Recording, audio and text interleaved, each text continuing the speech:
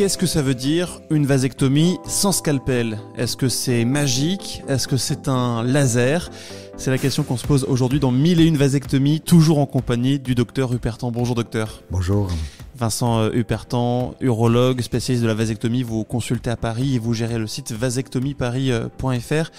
Vous parlez régulièrement de la vasectomie sans scalpel. Moi j'imagine quelque chose d'un peu magique ou avec un laser ou autre chose. Est-ce que c'est ça? C'est pas tout à fait une vasectomie modèle Star Wars. Ouais, non, il n'y a pas de sabre laser. Non, il n'y a pas de sabre laser. Je suis un peu déçu. Oui, c'est vrai que ça fait rêver. D'ailleurs, ce qui est assez intéressant, c'est que la technique, à la base, a été décrite par le Dr Lee.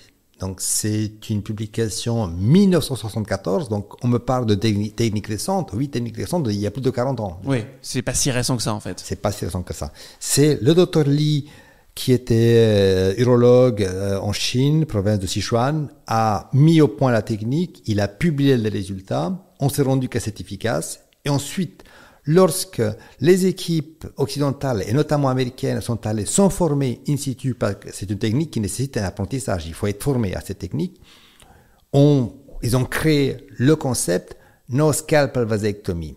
Bon, là on a le contexte. Concrètement, déjà peut-être que vous pouvez nous expliquer comment ça se passe une vasectomie avec scalpel et du coup la différence avec la sans scalpel, la no scalpel vasectomie. Déjà, premier message, la sans scalpel, c'est quelque part un abus de langage. Il y a quand même un objet qui coupe. Exactement. Pour faire une vasectomie, il y a 2 étapes. 1, il faut trouver le canal.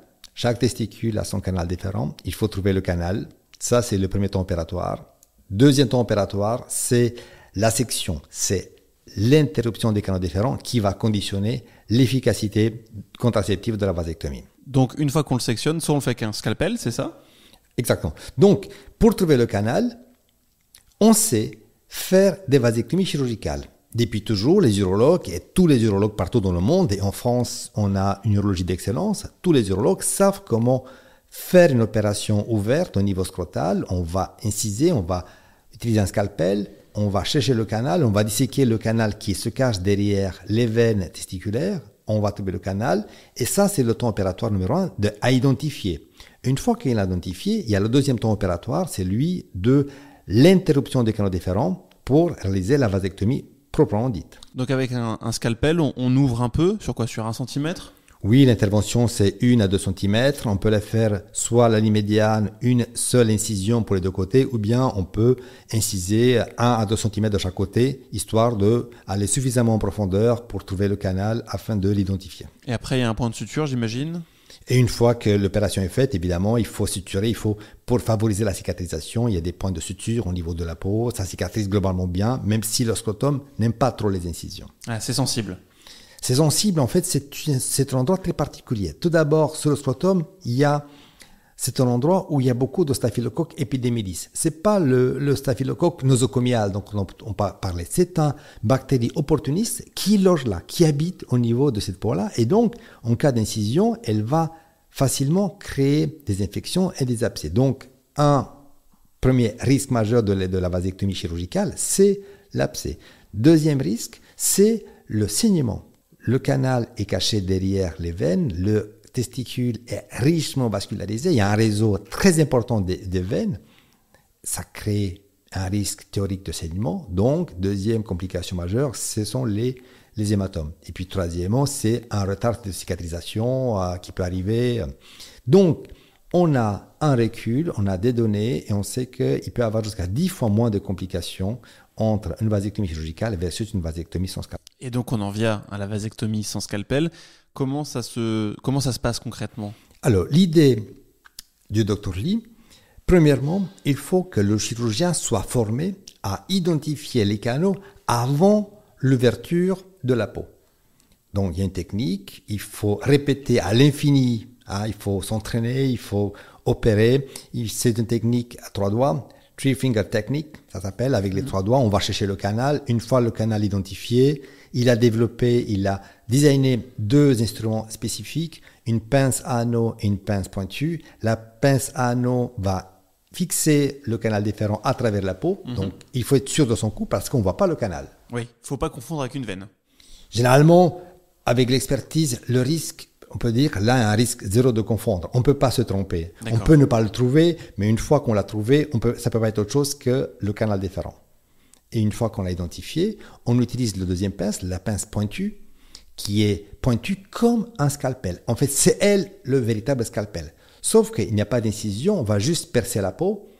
Donc, le risque de faire saigner, avoir coupé une veine, il est amoindri, il est beaucoup plus faible. Donc, on perce la peau, on attrape le canal et on le sort à l'extérieur. Tout ça sur une voie d'abord de 3 mm. Sur 3 mm, il n'y a que le canal. On voit jamais la veine, jamais des veines, il n'y a que le canal qui sort à l'extérieur, la boucle. Et là, on peut passer au deuxième temps opératoire qui est commun. C'est-à-dire qu'il s'agit d'une vasectomie chirurgicale ou d'une vasectomie sans scalpel, on devait respecter le même cahier des charges pour assurer l'efficacité contraceptive pour l'interruption. Et dans l'épisode précédent, vous nous expliquiez qu'il y avait des petites techniques à mettre en place pour éviter la recanalisation. Ça, vous arrivez aussi à le faire avec la vasectomie sans scalpel. C'est l'élément clé. À quoi bon de faire une opération parfaite techniquement pour le canal canal et finalement on se retrouve avec un échec. Donc c'est tout l'intérêt. D'ailleurs, le message est qu'il faut absolument que tout le monde sache que quelle que soit la technique d'ouverture, sans scalpel ou chirurgicale, c'est pas ça le plus important.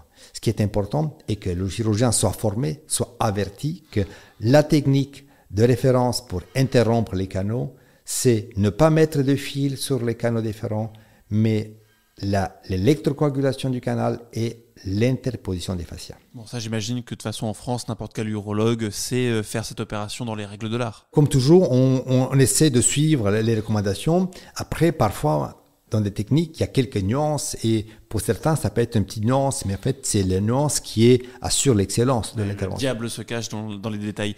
Et avec la vasectomie sans scalpel, c'est quoi l'avantage? Ça va être une cicatrisation plus rapide, moins de risque d'infection, d'abcès, tout ça? La durée moyenne de l'intervention, ça varie entre 6 à 12 minutes. Ça dépend c'est des extrêmement équipes. court. C'est très court. C'est le temps d'un café. Absolument. À titre perso, c'est beaucoup plus court que cet épisode de podcast. Absolument. Voilà. Donc, intervention, elle est rapide, elle est réalisable sous anesthésie locale et il n'y a pas besoin d'être hospitalisé. Donc, il n'y a pas d'anesthésiste, il n'y a pas d'hospitalisation. On arrive à la clinique, on réalise l'intervention et on rentre chez soi. Bien sûr, il y a un nombre de précautions à prendre. C'est pas juste une petite... Le mot « juste » veut tout dire. Donc, il y a une intervention, il y a des précautions à prendre. C'est important de suivre le protocole de chaque équipe qui assure l'efficacité à l'absence de complications. Mais l'opération est rapide.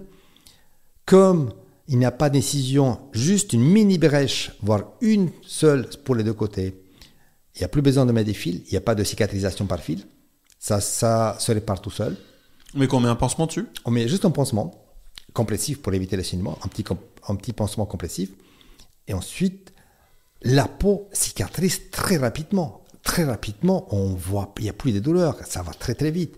Je ne dis pas que c'est zéro douleur, mais dans l'expérience de nos centres de vasectomie, que ce soit ici au Québec, au Laval ou mon expérience parisienne, 3 hommes sur 4, voire 4 hommes sur 5 n'ont pas besoin de prendre un antidouleur en post-opératoire. Donc c'est devenu la technique de référence partout dans le monde. Ah, c'est fantastique.